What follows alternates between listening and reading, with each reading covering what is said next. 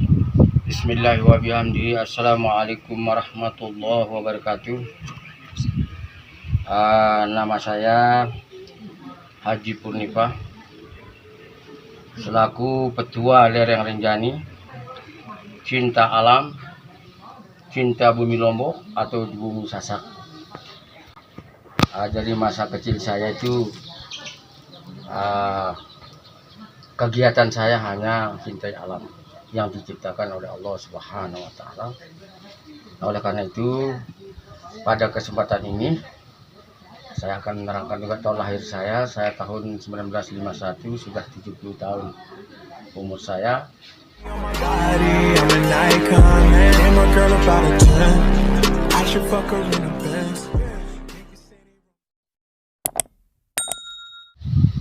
Baiklah, sebelumnya saya mulai dengan salam adat Agung Sinampura, dan saya akan mulai dengan Bismillahirrahmanirrahim, dan saya akan tembangkan dengan tembang Sasak. Bismillah hamba mamiti hanabu namani Allah hakang murah dunia raku hakang ngasih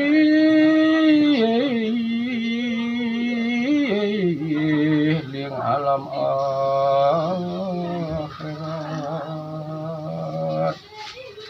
kang kini di datan pegat sahun ini jadi puji syekh sikit jadi sembah iya iku wong lanang sejati rahayu saking dunia tumke akhirat. Bismillahirrahmanirrahim. Dengan menyebut asma Allah Subhanahu wa Ta'ala yang Maha Rahman dan Maha Rahim, yang Maha Pemurah dan Kasih Sayang, bahwa sesungguhnya kita diciptakan oleh Allah Subhanahu wa Ta'ala seperti apa yang kita ucapkan dalam asma Allah, dengan menyebut nama Allah yang sangat pengasih dan banyak segala apapun amal ibadah kita yang kita lakukan, baik di bidang agama, budaya dan sebagainya, bahwa harus dibuka dengan basmalah menurut keyakinan kita agama Islam. Nah, kita berbicara pada hari ini yang berhubungan dengan bagaimana sejarah Pulau Lombok ini, Sasak ini. Kalau kita berbicara tentang Sasak, tentunya kita mulai dari Sembahulun, karena Sembahulun adalah bumi yang tertinggi dan bumi yang pertama menurut para leluhur, para alim ulama, yang berkenaan kita ini adalah di bawahnya Rinjani, di bawahnya lereng Rinjani. Nah, kata Sembahulun ini memang sejak dari leluhur. Apa itu Sembahulun? Sembahulun adalah orang yang pertama dididik dan diajar di bidang ketauhidan atau ilmu ketuhanan, dilanjutkan dengan ilmu kerohanian yang kita katakan ilmu jati diri yang dipelajari oleh para leluhur kita di zaman dahulu. Nah, yang mendidik beliau-beliau ini, yang pertama yang dididik adalah leluhur kami yang namanya Nek Islamin atau Titi Islamin. Apa itu Nek? Itu bukan Tuhan. Nek itu adalah orang yang paling tua, orang yang tertua. Itu yang diberikan ajaran tentang tauhid ini oleh para siapa yang mengajarkan? Tentunya tidak luput dari para sahabat yang 120.000 para 24.000 para sahabat yang menyebar di seluruh dunia itu. Itulah yang mengajari leluhur kita yang ada di Pulau Sasak. Karena di Pulau Sasak hidupnya masih berpindah-pindah dari satu tempat ke tempat lain. Tidak ada tempat tinggal yang menetap. Dia itu berpindah-pindah dari satu tempat ke tempat lain. Ini belum kita bicara tentang letusan zaman Samalas, bukan. Ini sebelum itu beberapa tahap.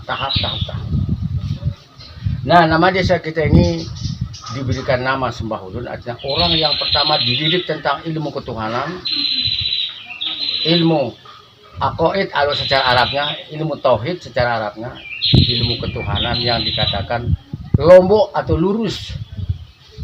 dia diajarkan adalah ilmu keesaan Allah, ilmu yang harus kita tuntut dan wajib bagi agama kita adalah mengesahkan Allah dalam zatnya, mengesahkan Allah dalam sifatnya, mengesahkan Allah dalam asma'nya, mengesahkan Allah dalam afalnya. Ini yang dikerjakan oleh orang sembahulun.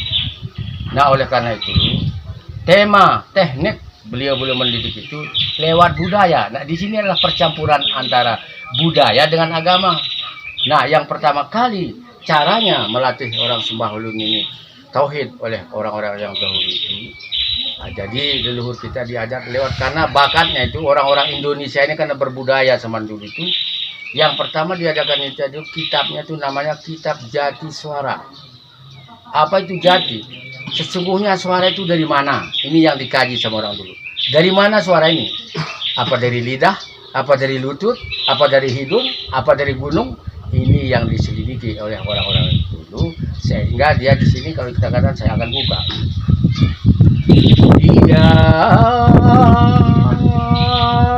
kamu ruang kita sudah berangati.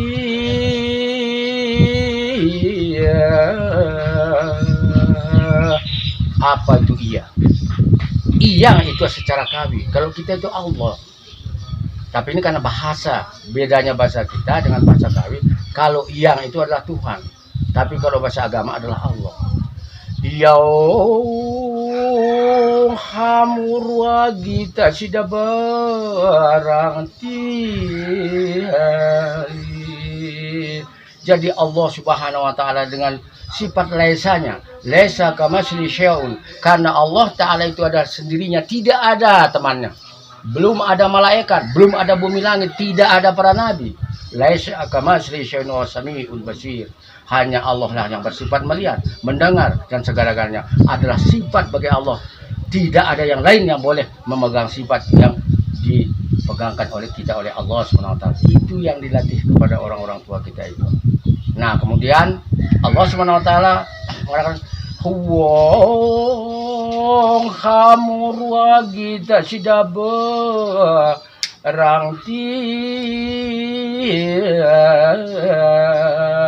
Jadi Allah Subhanahu wa taala ingin akan menciptakan satu khalifah di atas bumi ini. Siapa adalah insan atau manusia? Nah, manusia adalah sebaik-baik bentuk. Al-Qur'an mengatakan sudah. Dan di dalam Al-Qur'an sudah kita itu apa namanya sebaik-baik bentuk sudah dicantumkan oleh firman Allah Subhanahu wa taala yang namanya insan, khalaqal insana fi ahsani taqwim, bahwa sebaik-baik bentuk diciptakan oleh Allah adalah manusia. Nah, justru itulah dia dilatih dulu. Kemudian kenapa ada yang, ada yaum, ada wong? Ini kalau di dalam tauhid itu adalah uhudiyahnya, wahdah, wahadiyah menurut bahasa Arabnya. Kalau kita itu kemudian Allah dan membicarakan tentang nur baginda Nabi besar Muhammad sallallahu alaihi wasallam. Hamur wa pesan. Allah Subhanahu wa taala akan mau menciptakan adalah hamba yang sebagai saksi menyaksikan adanya Allah. Tanpa adanya hamba tidak ada akan menjadi saksinya Allah. Tanpa Allah tidak ada hamba. Tanpa hamba tidak ada yang menjadi saksi. Maka Allah Subhanahu wa taala menciptakan hamba untuk disaksikan, untuk dikenal. Maka agama kita mengatakan awaludin ma'rifatullah, awal agama adalah mengenal Allah. Nah, di sini tempatnya orang-orang tua itu mengkaji daripada jati suara. Wanangna, karena Allah itu adalah wenang, boleh, hak bagi Allah menciptakan, mentiada menciptakan, merusak, mencipta dan sebagainya, itu hak Allah. Nah, ini karena hak Allah yang maha kuasa, maha besar, maha apa dan segala-galanya. Jadi Allah lah yang berhak menciptakan makhluk, yang berhak meniadakan makhluk, yang berhak segala-galanya menentukan nasib kita, nasib untung baik maupun untung rugi. Inilah Allah Subhanahu wa taala. Nah, yang sebenarnya kita sebagai manusia diciptakan ini sebenarnya tidak luput dari dosa dan kesalahan. Dia Allah Tuhan mengatakan hamur pesan, manusia itu adalah dikatakan di dalam ilmu tauhid adalah sebagai wadah dunia kecil kita. Wadah yang paling kecil, wadah tempat yang paling kecil. Kita paling kecil adalah manusia, yang dikatakan kita ini adalah alam sagir. Kita ini adalah alam yang sempit, alam yang sedikit, tapi sudah penuh seperti apa alam yang luas. Haden nago aong pengampurani. Tetapi manusia walaupun dia itu adalah kumpulan dosa, sudah jelas dengan dosa sehingga kita bersatu dengan iblis itu gara-gara manusia itu akan tempat dosa sebenarnya. Kenapa Allah tidak ciptakan dia itu yang setan itu kan dari cahaya katanya. Kok manusia dari tanah kok dijadikan jadi raja? Ini yang sifat iri hati setan kepada kita, akhirnya kita bermusuhan sampai yaumul qiyamah. Tetapi manusia tempat rahasia Allah, karena Allah mengatakan al insanu sirri wa ana sirru. Manusia itu adalah rahasia saya ada rahasianya. Inilah yang dipegang oleh leluhur kita. Maka berkaitan dengan sembah ulul, maka hulu tempatnya mendidik orang-orang bertauhid.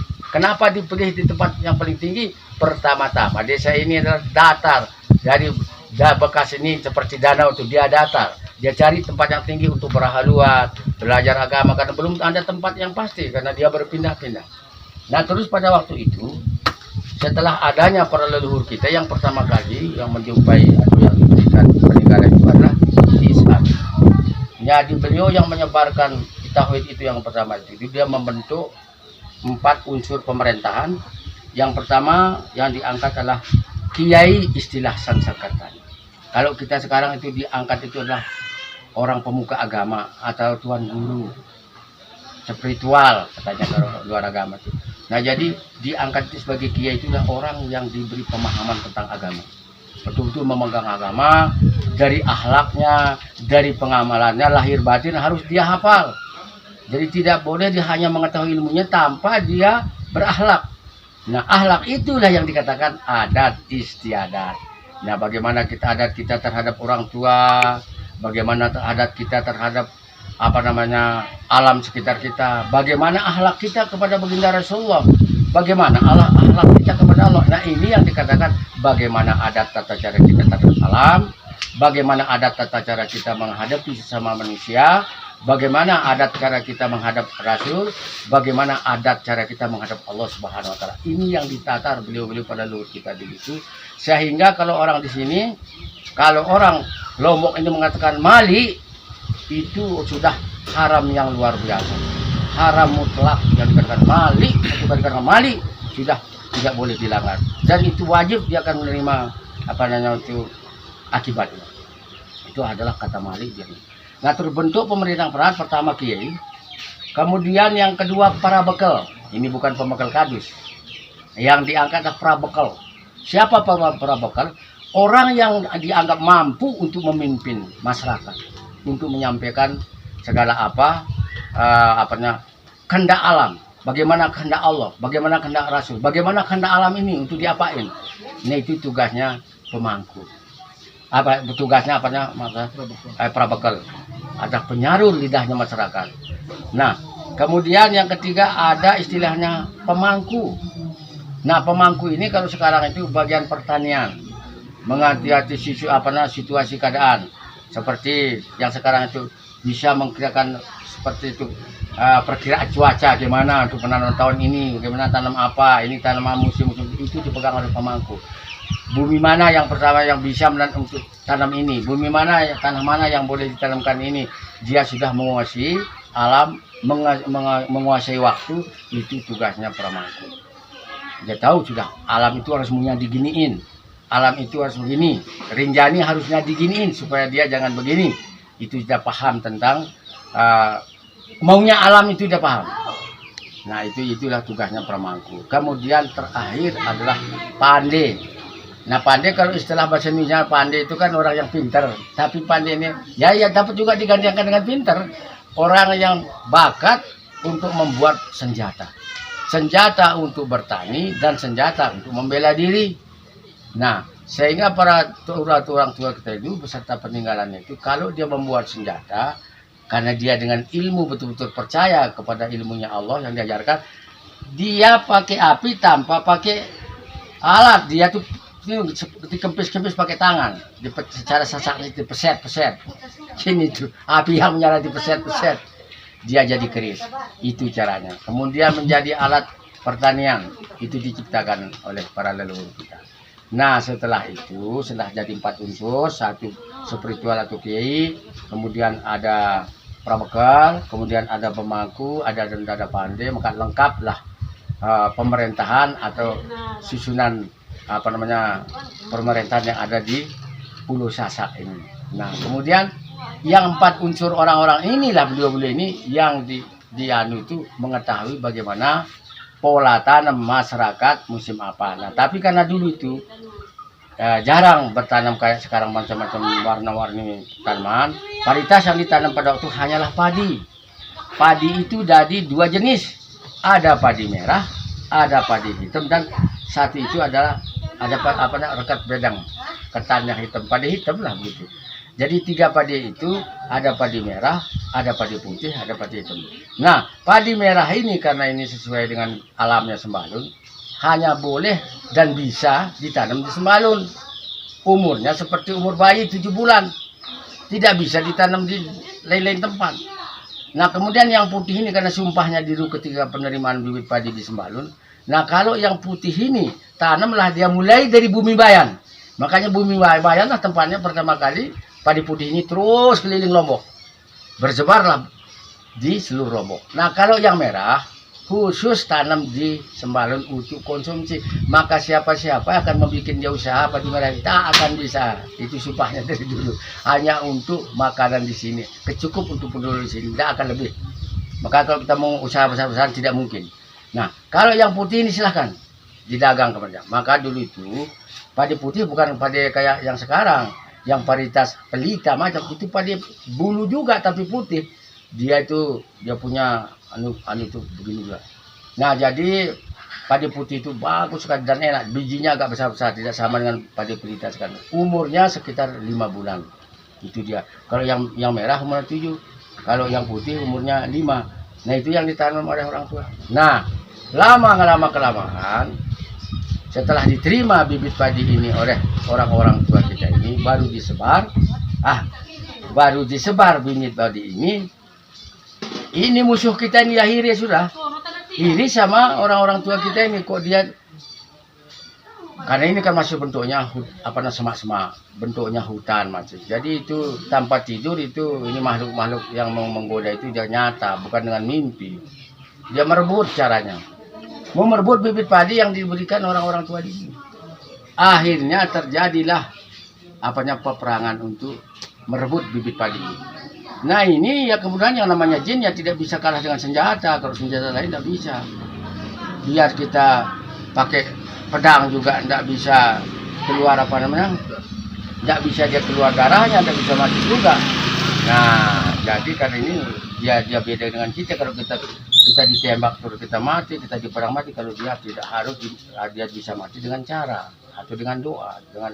Nah, ini justru itu setelah terjadi peperangan tidak juga kalah, maka datanglah beliau itu yang datang bukan pertama itu adalah Raden Haryapati dan Raden Harya Mangunjaya itu yang datang. Hei orang tua Sembalun, sekarang saya kasih tahu tata caranya. Jadi para jin ini tidak bisa kalah dengan senjata percuma. Sekarang bikinkan dia ketupat dengan dengan bibit padi itu. Dengan pabit itu bikinkan dia ketupat. Yang ketupatnya itu banyaknya seperti banyaknya hari 300 berapa satu ya 360 ya 360 hari 1 tahun. Nah, itu sudah banyak tupatnya bikin. Nah, Anda lempar dengan ucapan Bismillahirrahmanirrahim, tak itu istilahnya pada waktu ngayo itu 15 selai itu Bismillah 15 selai. Jadi tiap itu diperangi dia itu tanggal 5, tanggal 15 dan 25 itu yang diadakan waktu-waktu upacara ngayo itu. Itu memerangi para pengerusuh untuk merebut bibit padi yang ada di Sembalun. Itu yang sudah menyebar di Sembalun itu. Nah, kalahlah dia dengan adanya apa yang diperingatkan kepada leluhur kita itu, lontarkan dengan ucapan Bismillahirrahmanirrahim, terus kalah jin setan itu tidak jadi diambil hasil orang Sembalun itu. Nah, maka diperingat. Nah, ini tata cara ini harus diperingati setiap 3 tahun sekali. Nah, tata caranya selamatnya itu harus carikan dia ada kerbau hitam mulus yang belum berani sama yang belum berani sama betina. Kemudian carikan dia ayam putih mulus dan ayam hitam mulus. Nah itu sebagai itulah untuk mereka lah, seperti itu sebagai obatnya supaya jangan anu lagi. Nah setelah terjadi itu maka amanlah kita menebarlah padi merahnya terus. Nah lain jalannya lagi nih, tidak bisa kalah lewat itu lagi. Lain jalannya lagi, dia datangkanlah ulang dengan izin Allah, ya memang dia itu memang penggoda kan. Dengan izin Allah dia masukkan hama, sengaja dia kerahkan kuman-kuman itu untuk menyerbu padi merah ini, diserbu lagi. Nah oleh karena itu datang lagi beliau itu, guru yang kita tadi yang kita renovasi itu, datanglah di makam Pataraguru seorang diri yang membawa oleh-oleh untuk pengobatan padi yang dimanakan di orang waktu itu yang menerima di sana Raden Pataraguru. Dan